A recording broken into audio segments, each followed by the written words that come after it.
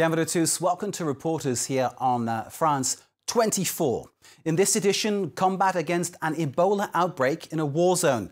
As if the health alert was not serious enough, the Democratic Republic of Congo is also a theatre of conflict. Our report starts with a patient being rushed to hospital, doctors and ambulance crews risking their lives to cross the battlefield.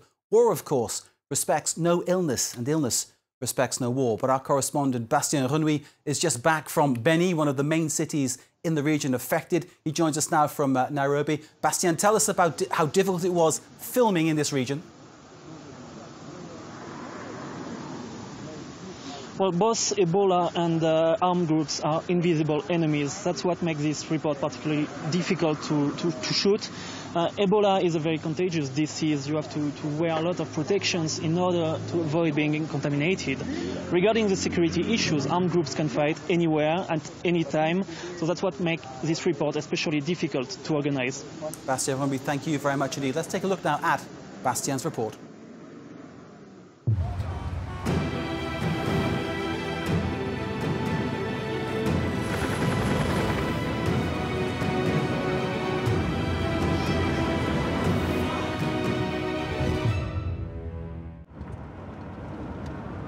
An ambulance speeds out of the town of Beni in the Eastern Democratic Republic of Congo.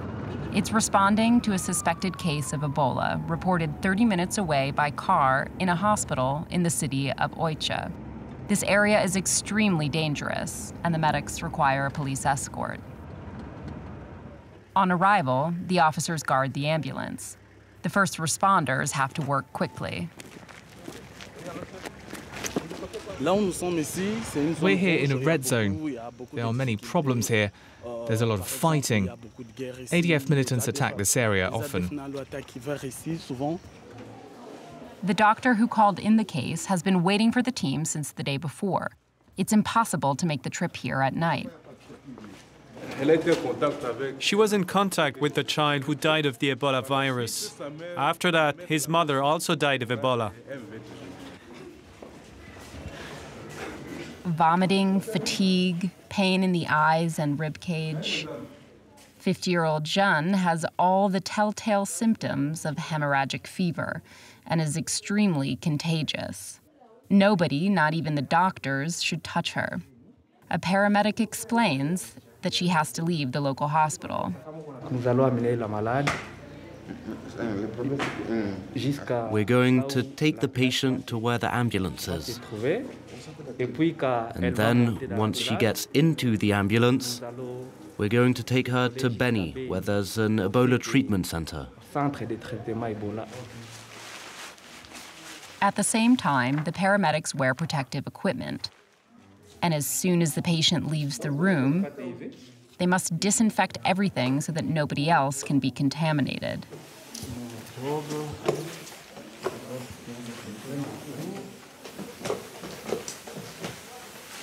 Go up. Have a seat up there. You can lie down if you wish.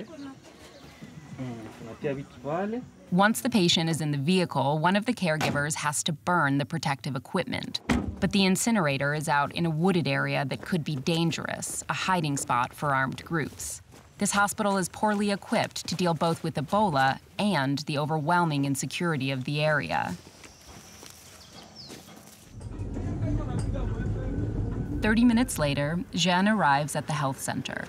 At the same moment, a coffin is delivered for one of the 216 victims who have died of Ebola here. First, Jeanne must have a blood test, which will later confirm that she is indeed the 324th contaminated person in the Beni region. She knows that 70% of patients die and is justifiably afraid. A nurse comes over to reassure her. I explained to her that since she has come early, she will heal without any problem. The next day, she'll be transferred to the room where she'll stay for the duration of her treatment. On the streets of Beni, the presence of this deadly virus is almost undetectable. This sign is one of the few indications. The main road is packed, and children play in the streets. It's hard to imagine that the city has been terrorized by armed groups and the threat of a deadly Ebola outbreak.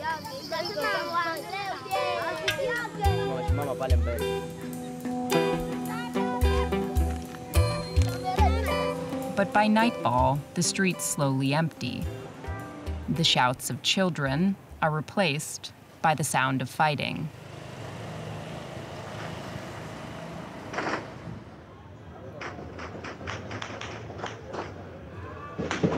We have to wait until morning to gauge its intensity and to see the aftermath of the attack. Here, a woman's throat was cut. This house was destroyed by a mortar, and a man found dead in the rubble.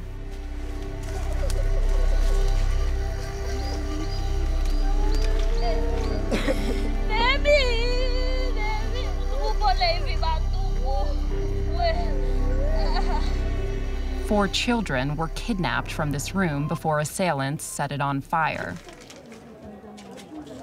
They burnt everything, they fled. What happened exactly?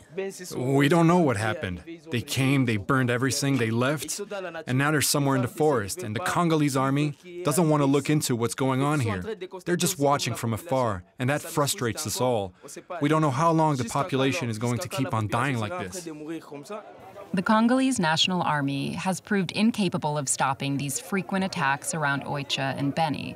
The violence has claimed dozens of victims in 2018 and is primarily attributed to the ADF, or Allied Democratic Forces, an Islamist rebel group that is known to stage similar attacks. The families of their victims are left helpless. We still don't know what the cause is. If we knew, we could give them what they're looking for. But until then, we're under their control because we don't know what they're looking for.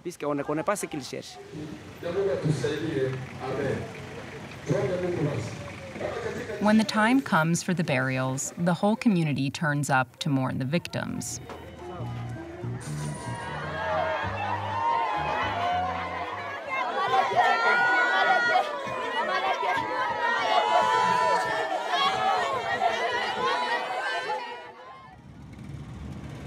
On their way to the funerals, the mourners pass empty houses and closed shops. Many people have fled, hoping town will be more secure. This exodus could be extremely dangerous. Healthcare workers worry it could hasten the spread of Ebola if a significant number of infected people take refuge in downtown Beni. To cope with an influx of patients, NGOs are opening new screening centers. Jeanne, the patient admitted 2 days ago, has begun treatment.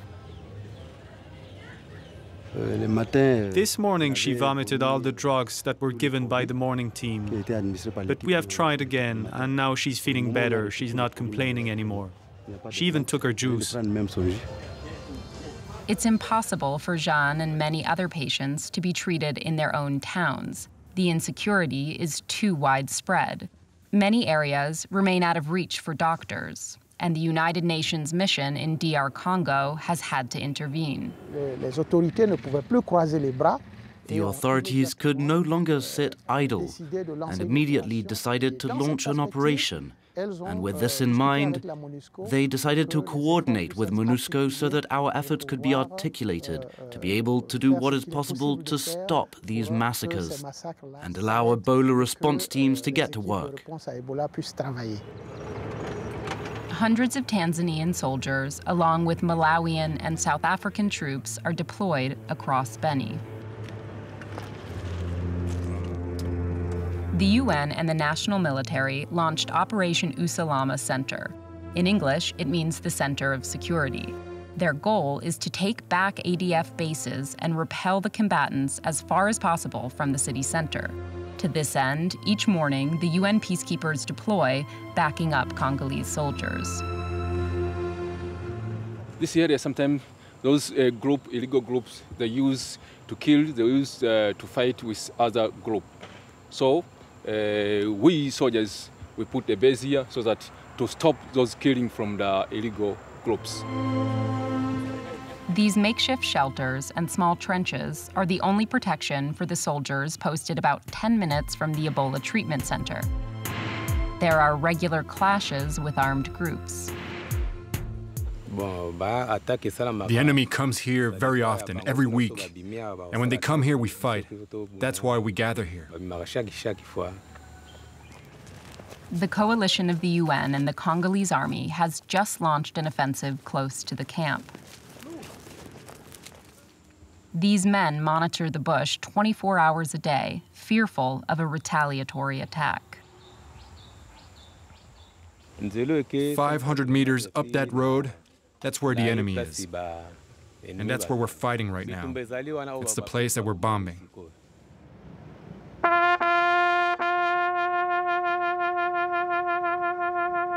The military is paying a high price in the battle to both end the killings and to stop the spread of Ebola. 7 international soldiers and many Congolese soldiers have been killed in the recent fighting, and it will take much longer to stem the violence. But the fight against Ebola is ultimately a race against the clock. Civilians have taken matters into their own hands.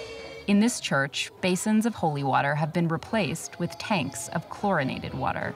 The faithful take small steps to raise awareness about the dangers of Ebola.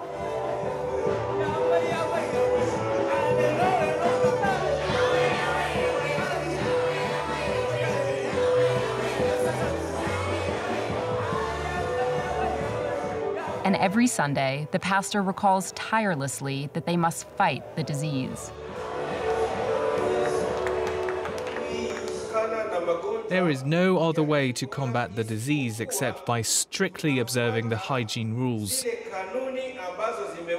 Before, we greeted each other by shaking hands or kissing. But now that there's this disease, it's become necessary for all church members to observe to the letter the measures that have been laid out. It was this woman, Benge, who persuaded the pastor that he must talk about Ebola. She's one of the leaders of Beni's civil society, a group of citizens trying to improve life in the city.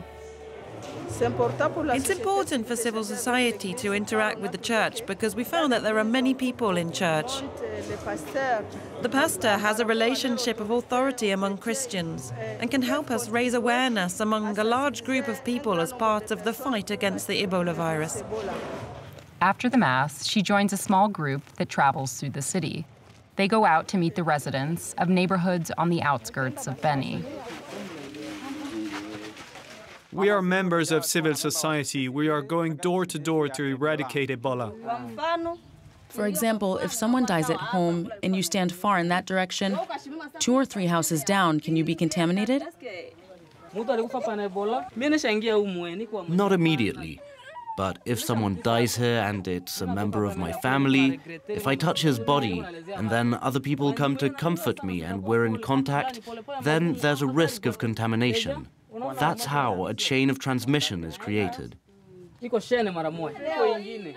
Through education, they hope to avoid transmission in areas that are tough for ambulances and vaccination teams to reach. They also reassure them. If they have symptoms, it's imperative they be screened quickly in the city to maximize their chances of survival.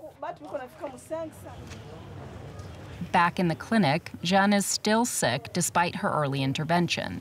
Doctors are optimistic that she'll recover.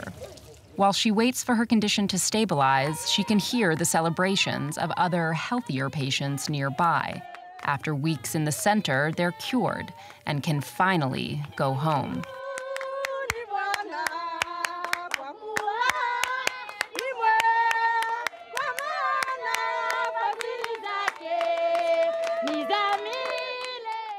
Our correspondent Bastien Renouil joins us again live. Bastien, thank you so much for that report.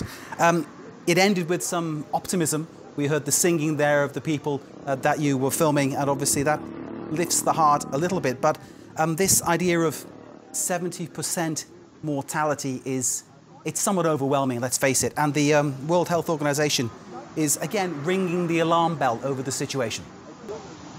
Yeah, WHO describes the situation as an explosive cocktail. There are the armed groups that we talked about during this report, but there is another event that could occur, violences. It's the 23rd of December presidential election in DRC.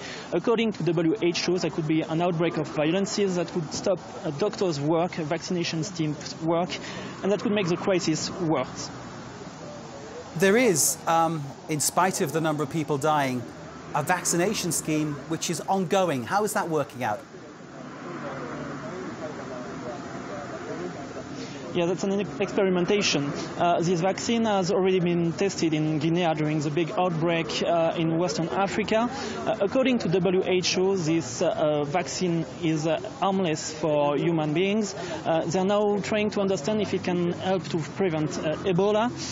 That's why they're doing this big-scale vaccination campaign. Please listen to Dr. Michel Yao. As of today, we've vaccinated more than 32,000 people. So the strategy is to vaccinate people who are working on suspected cases, like medical personnel, or the teams who investigate when we have confirmed cases.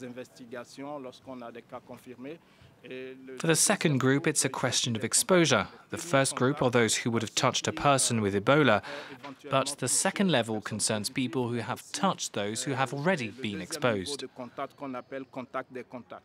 A doctor fighting against this Ebola outbreak. Let's go back to Bastien. Bastien, in your report, we met someone called Jeanne, the last patient or the most recent patient who's been affected by Ebola.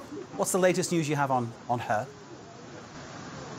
Well, she's doing better. She's still sick. She's still in the treatment center. But according to the doctors, she's doing better than when she arrived, and she could leave the treatment center in the next days or weeks.